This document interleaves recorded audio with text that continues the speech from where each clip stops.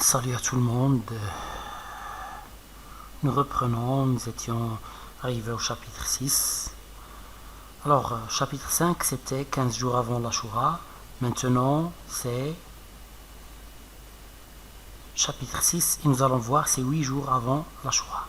Donc, alors, les élèves, ils apportent de l'huile au Msid, à l'école coranique. Donc, ils contribuent aussi à acheter des nattes. Des nattes, oui, donc c'est comme une sorte de tapis si vous voulez, d'accord, mais tressé, qu'on trouve dans les anciens msid, dans les anciennes mosquées, d'accord. Parfois on en trouve de très petites sur lesquelles on fait la prière. Bien, alors, bien sûr, moi j'essaie de rapprocher le nom, d'accord, mais si vous voulez connaître l'explication, bien sûr c'est très facile, vous pouvez passer à la version arabe, vous allez trouver tout ça expliqué en arabe, donc ce ne sera pas un problème. Bon, alors ils apportent de l'argent pour contribuer aux nattes, et ils apportent de l'huile. Bien. Lundi, 8 jours avant l'Ashura. Bien, alors je rappelle pour les noms propres qui commencent par une voyelle, je peux appliquer la règle, faire l'apostrophe, je vais dire l'Ashura, je peux dire la Ashura. Je peux vous dire je parle d'Ahmed ou bien je parle de Ahmed. Les deux sont juste en français. Lorsqu'on a un nom propre, on a la possibilité de garder la voyelle. Bien. Alors, les élèves se préparent à badigeonner. Donc, ils vont peindre, c'est ça badigeonner. Ils vont peindre, donc je vais faire comme toujours, je ne vais pas commencer à lire parce que ça n'a aucun intérêt. Que j'écrive des choses, que je les affiche et que je les lise. Donc, mais ce que je vais faire, je ne sais pas si je l'ai dit à ceux qui m'écoutent en arabe ou bien en français, je vais réduire la taille des caractères et je vais vous afficher tous les chapitres de façon que vous puissiez les faire des captures d'écran et de cette façon, si vous voulez les chapitres écrits, vous les aurez tous. Bien. Alors, maintenant, ils veulent badigeonner le msid à la chaux. La chaux, ça s'écrit avec X. D'accord? Donc, c'est une matière qu'on utilisait dans le passé pour peindre les murs en blanc. D'accord? C'était pas de la peinture qu'on utilise aujourd'hui, d'accord? Donc, on utilisait des balayettes, des sortes de petits balais, d'accord? Donc, pour badigeonner la chaux. Et le narrateur, il a pu avoir une petite balayette pour badigeonner, mais on la lui a arrachée, parce que dans le msid, il y a les grands et les petits. Il y a de grands élèves, il y a de petits élèves. Oui, parfois, vous trouvez une très grande différence d'âge. Vous trouvez des élèves qui ont 14 ans, qui ont presque appris le Coran, et vous trouvez des élèves qui ont 6 ans, 7 ans, comme le narrateur. Donc, une très grande différence d'âge. Alors, le fki, c'est la pagaille dans le msid. Tout le monde veut prendre les balayettes pour badigeonner. Alors, le fki intervient, il interdit aux petits de badigeonner. Il dit seuls les grands peuvent badigeonner. Pourquoi? Parce que il réserve un autre travail le lendemain matin. D'accord? C'est ce qu'on a là. D'accord? Le lendemain matin, il réserve un autre travail aux petits. Donc, seuls les grands ont le droit de peindre. Bon, pour les petits, le lendemain, il les charge du nettoyage. D'accord? Et Sidi Mohamed a une place d'honneur. Il est nommé chef des frotteurs. Et bien sûr, c'est lui, il montre beaucoup de zèle, beaucoup d'enthousiasme, beaucoup d'entrain. D'accord? Alors, c'est lui qui frotte plus fort que les autres. Bien. Alors, la nuit, bien sûr, il continue à faire son travail dans son sommeil. D'accord? Il rêve qu'il est encore en train de badigeonner. Le matin, sa mère lui dit, tu ne vas pas à l'école parce que tu vas avec moi là, Kisaria, pour que je t'achète des vêtements. Il est transporté de joie. D'accord? Alors, qu'est-ce qu'il fait? Il décide de pardonner à tout le monde. D'accord? Il dit même au chat de Zineb qui lui a volé la chaînette. D'accord? Il trouve une baguette. Une baguette, c'est un bâton. C'est de là que vient le nom pour le pain. On dit une baguette de pain, d'accord? Parce qu'elle ressemble à un bâton. Donc, une baguette trouvée fait de lui un grand chevalier, d'accord? Bon, bien sûr, les garçons, lorsqu'ils trouvent une baguette, ils jouent au chevalier, ou bien la baguette devient un cheval, ou bien elle devient un fusil, ou bien, bon, pour les filles, bien sûr, la baguette, elle va devenir un balai, elle va devenir un petit enfant avec de petits tissus accrochés, ou bien quelque chose comme ça. Bien, parce que chacun se retrouve dans des affinités, d'accord? Il y a des choses propres à l'homme, il y a des choses propres à la femme, il y a des choses communes. Donc, je vous explique ces choses pour les expresser écrites. Si on vous donne le thème, vous aurez des idées, d'accord? Donc, le garçon, la mission principale, bien la fonction principale à laquelle il est préparé dans la vie, c'est faire la guerre. Et la femme, la fonction principale à laquelle elle doit faire face, c'est éduquer les enfants. Pas faire le ménage à la maison, éduquer les enfants. C'est elle qui se charge d'éduquer les enfants, de leur inculquer les valeurs morales et tout. Alors, et il y a une fonction qui est commune. Cette fonction, c'est travailler dehors pour apporter de quoi manger. Ce n'est réservé ni à l'homme ni à la femme, d'accord? Mais, d'accord, l'homme est instamment chargé de ça, d'accord? Plus que la femme. Mais les deux ont le droit de le faire. Bien sûr, rien n'interdit à la femme de faire la guerre, rien n'interdit à l'homme d'éduquer les enfants. Ça dépend des affinités, parce qu'il y a des hommes qui aiment des choses comme ça, il y a des femmes qui aiment des choses comme ça. Donc, et malgré la différence de fonction, il y a l'égalité dans l'humanité, d'accord? Ils sont égaux, d'accord? Aucun n'est meilleur que l'autre. Donc il est tellement pris dans son jeu qu'il n'entend pas les appels de sa mère. Alors sa mère, elle commence toujours comme ça. Elle l'appelle en le dorlotant, lui disant des mots doux. S'il ne répond pas, elle commence à l'insulter en lui disant âne, bien mulet ou bien. Donc, et la dernière étape, c'est lorsqu'elle commence à l'insulter en lui disant espèce de sale juif. D'accord? Donc et là, il se prépare au bâton. D'accord. Donc maintenant, cette fois-ci, il vient en se protégeant avec ses bras pour ne pas recevoir une claque au visage, mais sa mère n'a pas le temps. D'accord. Elle veut sortir pour aller à la Kisaria. Tante Kenzel Chouefa appelle la mère et lui dit tu vas m'apporter s'il te plaît beaucoup de vêtements. Il y a le roi des djinns, Shamharouch, qui m'a demandé une robe cerise ou bien quelque chose comme ça. Elle commence à citer beaucoup de vêtements, des cafetans et le reste. Elle demande des couleurs précises. Bon, je crois qu'elle pensait que la mère allait lui apporter cela en cadeau, d'accord? Parce qu'elle a l'habitude de ça. Elle est voyante, elle a l'habitude de prendre des offrandes des autres. Mais la mère lui dit, bon d'accord, mais apporte-moi l'argent. Alors, puisqu'elle lui demande apporte-moi l'argent, elle va oublier tous les tissus, elle va se rappeler simplement d'une petite satinette noire. Elle lui dit, achète-moi une satinette noire. Bien, alors la mère accepte à contre-cœur. Elle n'aime pas ça, elle ne veut pas faire cette commission à la chouafa. Donc, une voisine de l'Aïcha va informer la mère que le sacrifice de la femme a porté fruit. D'accord? Que les affaires de Moulay al-Arbi commencent, elles sont relancées. Elles commencent à redevenir prospères. Sidi Mohammed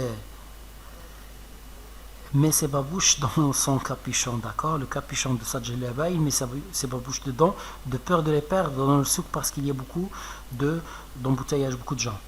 Alors, la beauté de la Kisaria sidère Sidi Mohammed. Il aime beaucoup cette Kisaria. Donc, après avoir quitté la Kisaria, alors dans la Kisaria, la mère fait beaucoup de marchandage. Donc, elle s'arrête, il lui dit un rial et demi, il lui dit non, un rial moins le quart, donc ils se battent pour qu'elle l'achète un rial. Donc l'un des marchands, plus intelligent que les autres, il lui a dit un rial et demi, elle lui répond un rial. Ils discutent longuement, alors il lui dit bon, tu me parais être une shérifa, d'accord, une dame comme il faut. Alors elle lui dit bon d'accord, pour ces beaux mots, parce que tu es très gentil, je vais te donner un rial, le quart. Donc, et de cette façon, il a gagné un quart de rial. Bien sûr, en ce moment-là, c'était de l'argent, d'accord, puisqu'un vêtement en entier coûtait un rial et demi. Supposez, c'est à peu près 150 dirhams maintenant, ou bien 200 dirhams. Bon, alors, après avoir quitté la Kissaria, la mère a oublié la satinette. Alors Sidi Mohammed la lui rappelle. Elle retourne à la Kissaria en pestant. Pester, c'est un mot qui signifie insulter, blasphémer contre quelqu'un, d'accord. Donc la mère achète la satinette, mais cette fois sans marchander, d'accord. Elle lui dit combien l'argent, elle lui donne l'argent. Rahma est curieuse, elle veut savoir ce qu'ils ont acheté, alors elle les invite à boire un verre de thé. Donc son intention n'est pas de les inviter, mais bien sûr de savoir ce qu'ils ont apporté pour que les Zouida lui racontent. Zineb lui fait une grimace. Il lui retourne une moue, d'accord. Elle tord le visage ou bien tord la bouche, d'accord. Donc lui il fait la même chose, alors elle commence à prier en lui disant il m'a fait une grimace. Sa mère lui dit tu me fais toujours ça avec les gens, d'accord. Elle l'emmène. Donc ici nous allons, je m'excuse, ouais, voilà. Donc ici c'est la petite histoire du chapitre 6. Vous vous rappelez, je vous ai dit chapitre 4, Abdallah l'épicier.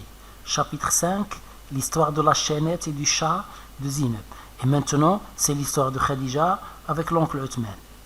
D'accord. Donc, c'est Rahma qui l'a raconté et c'est Ftom ou bien Ftoma, je ne me rappelle pas très bien. Donc, une femme qui travaille au hammam qui lui a raconté cette histoire. Alors, Rahma, elle la raconte d'une façon vraiment très belle, ce qui fait que Sidi Mohammed en rêve même pendant la nuit. Alors je vais vous raconter cette histoire. Donc l'oncle Uthman est un homme qui commence à devenir âgé et c'est un homme qui n'arrête pas de se marier et de divorcer, d'accord, donc de répudier ses femmes. Mais lorsqu'il s'est marié avec Khadija, ça y est, d'accord, il s'est stabilisé, d'accord, il n'a plus cherché d'autres femmes. Les femmes se demandent mais qu'est-ce qu'elle lui a fait pour qu'il d'accord, se calme comme ça, d'accord. Alors Rahma leur dit je vais vous raconter ce qu'elle lui fait. Et elle ne leur dit pas directement ce qu'elle fait, elle raconte une histoire pour leur montrer, d'accord. Alors elle va leur montrer comment il le traite. L'oncle Uthman, elle leur dit il est sorti très poli, très bien habillé, d'accord, et il est sorti pour aller acheter de la viande. Il a trouvé une longue queue devant le boucher, d'accord. Bon, en attendant que la queue devienne plus petite, il va au marché des poissons. Peut-être qu'il a changé d'avis, qu'il veut acheter des poissons. Au marché des poissons, il est appelé ou bien il voit quelqu'un qu'il connaît et qui est en train de chiquer. D'accord, j'ai fait le geste pour que vous compreniez ce que c'est. Que c'est une drogue qu'on fait entrer par le nez. D'accord. Il est allé, ils ont commencé à se droguer, à chiquer. Bon, l'oncle Uthman a oublié la viande et les poissons. Lorsqu'il s'est remis enfin debout pour retourner à la maison, il a trouvé que tous les marchés ont fait le vide. Plus de poissons, plus de viande, plus de légumes. Tout ce qu'il trouve, c'est une femme qui vend des roses. Alors, il veut être très galant, il achète une rose et il l'offre à Khadija. Alors, Rahma le raconte, il est entré, quelques secondes plus tard, la rose est sortie par la porte, suivie par les babouches de l'oncle Uthman. Suivi par l'oncle Uthman, d'accord, comme on dit, sorti à la queue leu.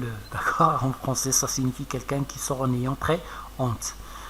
Bon, chapitre 5, ça commence avec 2 jours avant l'Ashura et finit par le jour de l'Ashura. Donc 2 jours avant l'Ashura, les femmes essayent les tambourins. Les tambourins, vous connaissez ce que c'est ce qu'on achète le plus lors de l'Ashura, d'accord. On frappe sur et ça fait du bruit. Ce sont des tambours qui sont petits. Oui, on dit en français la tarija, d'accord. C'est un emprunt. Bon, le narrateur joue avec une trompette. Une trompette, c'est une petite flûte on siffle dessus pour faire sortir des sons harmonieux. Mais les sons qu'il fait sortir, lui, sont tout sauf harmonieux. Pourquoi? Parce que même les chats prennent la fuite. Le chat de Zineb l'entend, le son qui est sorti lui fait tellement peur au chat au chat de Zineb qu'il est parti en courant. Donc j'essaie de vous raconter les choses comiquement lorsqu'ils sont comiques. Je sais que je ne suis pas un comédien, je sais que je ne suis pas quelqu'un qui sait très bien faire rire, mais j'essaie de refaire la tonalité du texte pour que vous compreniez que dans ce passage on a une tonalité comique. Alors il est convoqué homicide lorsqu'il retourne à la maison, il est convoqué homicide. Bon, je m'excuse, il est à la maison. Il est convoqué homicide. Pourquoi? Pour l'installation des lustres. Les lustres, ce sont des objets qui ressemblent à une théière ou bien, d'accord, l'objet est comme ça, avec un bec, comme ça. On met une mèche là, et on met de l'huile là, et on allume le feu là. D'accord. Mais cette mèche, pour qu'elle n'aspire pas le lait très très rapidement, on doit l'insérer dans de petits morceaux de métal. Le jour de l'Ashura, l'habitude de ce msid, c'est que on y installe un grand nombre de lustres qui vont faire des couleurs, qui vont faire des lumières de toutes les couleurs, avec des poudres qui changent la couleur de la lumière. Donc une lumière bleue, une lumière rouge, une lumière verte. Bon, et bien sûr, puisqu'ils ont beaucoup de lustres, le fqih a besoin de tous les élèves, de tous les encore les mourides, on dit ça pour les zaouïas et le reste, d'accord. Donc, Sidi Mohamed est convoqué, il va travailler à ça, d'accord. Donc Driss Aouad achète du pétrole pour les Lazouida parce qu'elle a demandé à sa femme, elle a demandé à Rahma, s'il te plaît, est-ce que Sidris peut m'apporter de l'huile? Ma'alem Abdeslam n'est pas encore rentré. Et elle offre de la menthe, là, la chouafa lui dit, s'il te plaît, est-ce que tu as de la menthe? Alors elle envoie Sidi Mohamed donner de la menthe à la chouafa. Il nous dit, j'ai pas peur des démons qui se trouvent encore dans la maison de la chouafa, parce que moi aussi j'ai des yeux de voyant. Et dans un chapitre, le 10e chapitre, nous allons voir pourquoi il se compare à un voyant, d'accord. Donc dans ce chapitre, il va comparer l'écrivain à un voyant. Donc le lendemain, il va avec son père acheter des jouets. Et après, c'est la séance chez le coiffeur Abdelrahman, il va lui couper les cheveux. D'accord. Alors ce coiffeur-là est très important. Sa fille est très importante, même si elle n'est pas vraiment un personnage du roman, puisqu'elle ne participe pas. D'accord. On en parle simplement, mais ce sera un personnage important.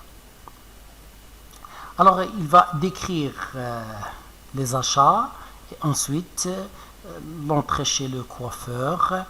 Il va parler des barbiers. Les barbiers, ce sont deux sortes de coiffeurs qui ne font pas de coupe. Ils ont une tente.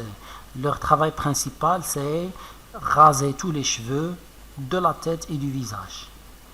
D'accord. Donc, alors, les barbiers, dans ce temps-là, ils avaient des fonctions vraiment très variées, très importantes. Alors, le barbier, c'était lui qui coupait les cheveux. Ensuite, c'était lui le marieur. C'est lui qui faisait l'intermédiaire entre un homme et une femme qui se mariaient. On va en voir un ici. Et c'est lui qui fait la saignée, qui fait des blessures dans la nuque pour sucer le sang aux gens qui sont malades. D'accord.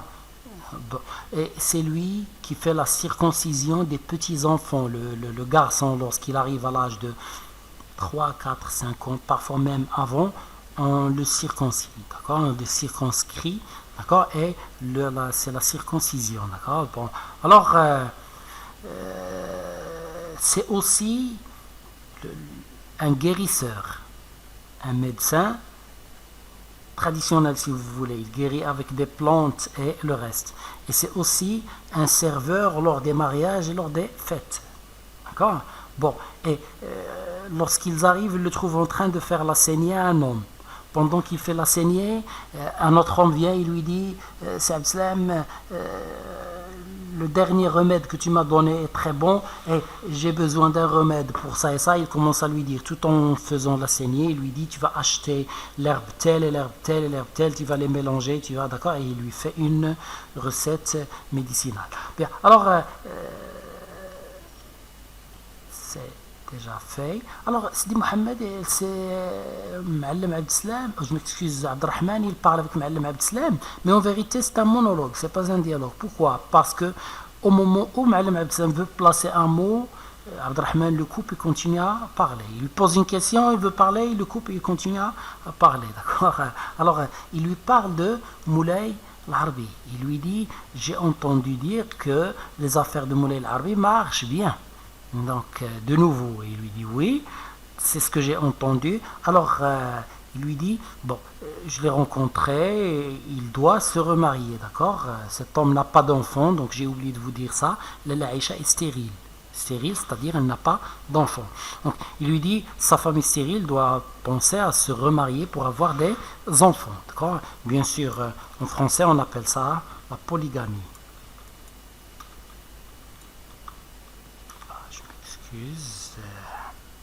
Polygamie.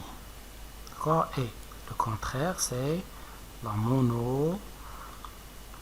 D'accord? La polygamie, c'est le fait de se marier avec beaucoup de femmes. Et la monogamie, c'est de se marier avec une seule femme. Bien. Alors, nous passons maintenant. Un autre client vient, il s'appelle Sidi Ahmed. Et Sidi Ahmed va se marier avec une fille d'un notaire. C'est le barbier qui fait l'intermédiaire. Sidi Ahmed ne connaît pas la fille et la fille ne connaît pas Sidi Ahmed. D'accord? Donc, alors il lui pose une question, il lui dit que non, donc, quelque chose à propos du mariage. Alors Sidi Ahmed lui dit, mais toi tu sais plus que moi sur mon mariage. D'accord? C'est ce qu'on appelle un mariage arrangé. D'accord? C'est lorsque les parents arrangent le mariage. L'homme et la femme qui vont se marier n'ont aucun mot à dire. D'accord? Alors, bien sûr, je vous écris toutes ces informations, toutes ces choses, parce que ce sont des sujets probables le jour de l'examen. Lors de la merveille, vous avez le sujet de la superstition, le sujet du guérisseur traditionnel, le sujet du mariage traditionnel et contemporain, le sujet de la polygamie, d'accord, donc le sujet du voisinage, comment se comportent les voisins. Donc, ce sont des sujets que vous pouvez avoir probablement pour la boîte à merveille. Alors, après une ennuyeuse séance d'essayage de vêtements, Sidi Mohamed, sa mère lui essaie les vêtements. Ben, il est heureux de jouer à la musique avec Zineb. Alors un groupe d'enfants se constitue et parmi eux il y a un qui sait très bien jouer. Alors il commence avec la trompette de Sidi Mohamed. Il joue si bien que les femmes se mettent aux fenêtres pour admirer. Après c'est le soir, Sidi Mohamed, sa mère lui fait prendre une douche. Il n'aime pas cette douche. À 3 heures du matin, le jour de l'Ashura, nous sommes ici au jour de l'Ashura, ils vont au Msid, ils allument les lustres dont on a parlé, d'accord? Bon, ils lisent du Coran et font des cantiques. Les cantiques, ce sont les chants religieux, on les appelle aussi des psaumes. Donc, jusqu'au lever du soleil, de 3 heures jusqu'au lever du soleil, ensuite, le fqih leur donne 4 jours de repos, d'accord?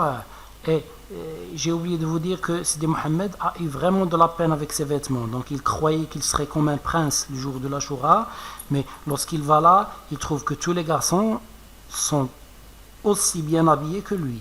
Mais lui, il a des vêtements portés sur la peau et ses vêtements, ils ont des matières synthétiques, alors sa peau le démange vraiment. Il commence à frotter sa peau pendant beaucoup de temps. Donc, il va décrire la rue pendant ce jour et il va nous parler d'un programme établi par son père et sa mère. Son père aussi ne travaille pas ce jour. Donc, alors, ce programme, ils vont déjeuner, prendre leur petit déjeuner. Ensuite, ils vont partir, le père et l'enfant vont partir à Moulay Idriss Sarhoun, le sanctuaire. Après, car le retour, après le repas, ils avaient décidé, la mère avait décidé d'emmener Sidi Mohamed et d'aller chez Lalla Aïcha. Sidi Mohamed n'aime pas aller chez Lalla Aïcha parce qu'il ne trouve rien à faire là, mais par bonheur, Lalla Aïcha est venue. Bon, Lalla Aïcha confirme ce qu'on a dit, elle confirme que les affaires de Moulay Al-Arabi ont bien tourné, mais elle a l'air d'avoir du tracas, d'accord? Elle semble triste et nous allons découvrir dans le chapitre suivant pourquoi